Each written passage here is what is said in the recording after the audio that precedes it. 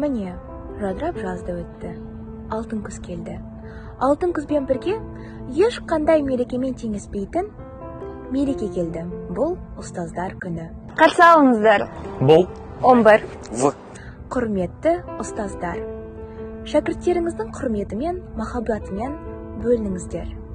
Сіздердің аттарыңыз мұғалім, ұстаз. Бұл адамның ардақты аты. Өйткені болашақ ұрпақ тәрбиесі сіздердің қолдарыңызда. Ұяда не көрсең, ұшқанда соны ілерсің дегендей, біздің өнегелі мұғалімдерімізден жақсы шәкірт шығуы сөзсіз. Құрметті ұстаздар, мен сіздерді мерекелеріңізбен құттықтағым келіп отыр. Мерейлеріңіз үстем болсын. құрметті аса қадірлі ұстаздар. Сіздерді мұғалімдер күнімен шын жүректен құттықтаймын.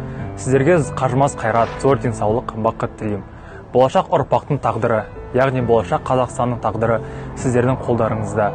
Осындай қабілетті, бәсекеге төтеп бере алатын жас буынды тәрбиелегендеріңіз үшін көп рахмет. Сіздерге мың алғыс. Біздің еркеліктерімізді көтеріп, сонда да тәрбие беріп жүргендеріңізге және де әр мұғалімге рахмет айтқымыз келеді. Әр мұғалім бізге тәлімгер, жақын дос, екінші атана, ал мектебіміз болса екінші үй болды. Бізбен бірге осы білім кемесінде болғандарыңыз үшін рахмет. Мектеп қабырғасында 5-ші сыныптан таптырмас білім, ұмытылмас өмір тәжірибесін білгендеріңіз үшін рахмет. Және де қандай жағдай болмаса да, іштей сеніп, үміт артқандарыңыз үшін рахмет. Мерейлі мерекеде дендеріңізге саулық, отбасыларыңызға амандық, істеріңізге сәттілік тілейміз. Жақсылығымызды асырып, жамандығымызды жасырғандарыңыз үшін мың алғыс.